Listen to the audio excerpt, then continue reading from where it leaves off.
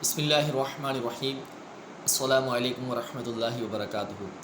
محترم ناظرین، آج 13 رجب المرجب ہے اور آج کے دن کو حضرت مولائے کائنات علی المرتضیٰ شیر خدا کرم اللہ تعالی وجہہ الکریم سے خاص نسبت حاصل ہے، کیونکہ آج ہی کے دن حضرت مولائے کائنات رضی اللہ تعالیٰ عنہ کی پیدائش ہوئی، آپ خانہ کعبہ میں پیدا ہوئے۔ تو اسی نسبت سے، اسی وجہ سے اس ویڈیو کے اندر حضرت علی رضی اللہ تعالیٰ عنہ کا مختصر تعارف اور آپ کے چند فضائل عرض کرنے کی کوشش کروں گا۔ خلیفہ چہارم، جانشین رسول، زوج بطول حضرت سیدنا علی بن ابی طالب رضی اللہ تعالی عنہ کی کنیت ابو الحسن اور ابو تراب ہے۔ آپ رضی اللہ تعالیٰ عنہ شہنشاہ ابرار صلی اللہ تعالی علیہ وسلم کے چچا ابو طالب کے فرزند ارجمند ہیں۔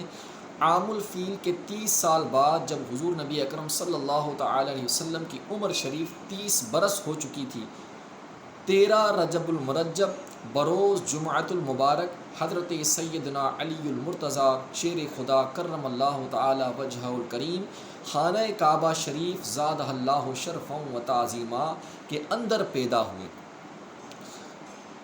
مولا مشکل کشا حضرت سیدنا علی مرتضیٰ رضی اللہ تعالیٰ عنہ کی والدہ ماجدہ کا نام حضرت سیدتنا فاطمہ بنت اسد رضی اللہ تعالیٰ عنہ ہے۔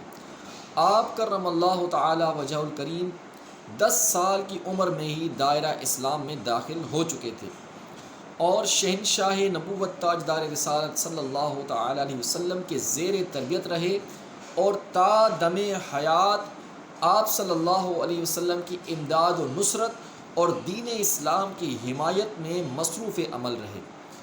آپ کرم اللہ تعالی وجہ الکریم مہاجرین و اولین اور عشرہ مبشرہ میں شامل ہونے اور دیگر خصوصی درجات سے مشرف ہونے کی بنا پر بہت زیادہ ممتاز حیثیت کے حامل ہیں۔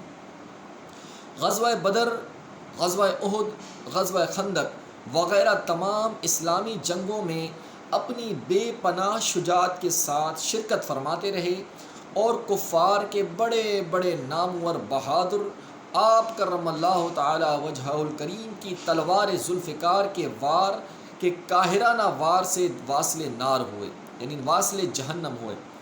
امیر المؤمنین حضرت سیدنا عثمان غنی رضی اللہ تعالیٰ عنہ کی شہادت کے بعد انصار و مہاجرین نے دست بابرکت پر بیعت کر کے آپ کرم اللہ تعالی وجہہ الکریم کو امیر المؤمنین منتخب کیا اور 4 برس 8 ماہ 9 دن تک مسند خلافت پر رونق افروز رہے۔ 17 یا 19 رمضان المبارک کو ایک خبیث خارجی کے قاتلانہ حملے سے شدید زخمی ہو گئے اور 21 رمضان شریف یکشنبہ اتوار کی رات جام شہادت نوش فرما گئے۔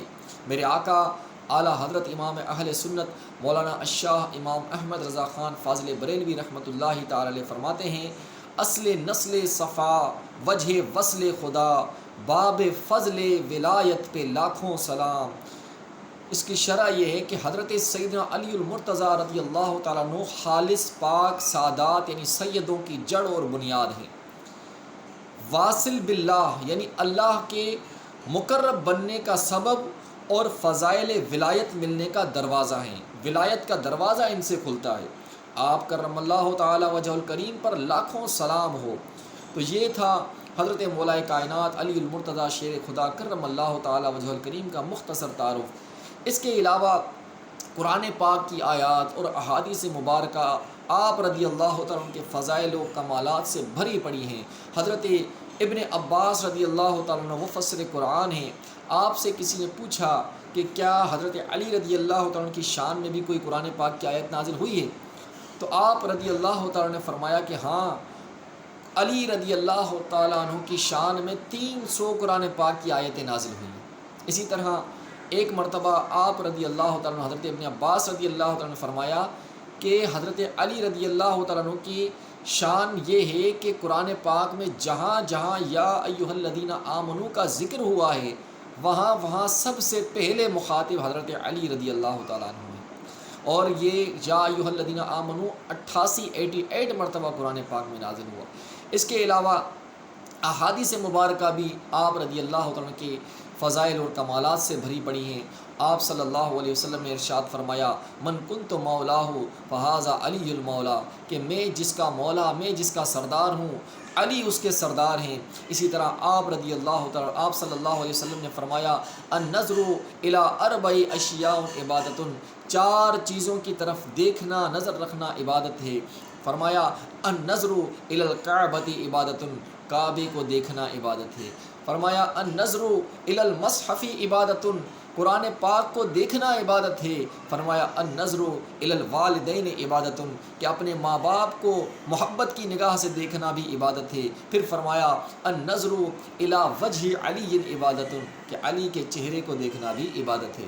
تو اسی طرح بے شمار احادیث مبارکہ، بے شمار فضائل، صحابہ اکرام کے اقوال بھرے پڑے ہیں کہ حضرت علی رضی اللہ عنہ کے فضائل و کمالات سے، تو ہمیں چاہیے کہ ہم بھی آپ رضی اللہ تعالیٰ عنہ سے بے پناہ محبت رکھیں اور آپ رضی اللہ تعالیٰ عنہ کے فضائل کمالات کو مانیں اور ویسا ہی مانیں جیسا قرآن و حدیث اور شریعت نے ہمیں حکم دیا، نہ کہ یہ کہ ہم حد سے زیادہ بڑھ جائیں اور پھر جو ہے وہ گمراہوں میں سے ہو جائیں۔ کیونکہ حضور صلی اللہ علیہ وسلم نے ارشاد فرمایا کہ اے علی، تمہاری محبت میں ایک گروہ حد سے زیادہ بڑھ جائے گا اور ایک گروہ حد سے زیادہ تمہارے نفرت کے اندر کم ہو جائے گا، یہ دونوں اسلام سے خارج ہو جائیں گے۔ تو ہمیں چاہیے کہ ہمیں درمیانہ راستہ اختیار کرنا چاہیے، نہ حد سے زیادہ بڑھنا چاہیے، نہ ہی کم محبت رکھنی چاہیے۔ اللہ تعالیٰ کی بارگاہ میں دعا ہے کہ ہمیں صحابہ اکرام کا اور اپنے آقا صلی اللہ علیہ وسلم کی سچی پکی محبت اور صحابہ اکرام کی فرما برداری، ان کے نقش قدم پر چلنے کی توفیق عطا فرمائے۔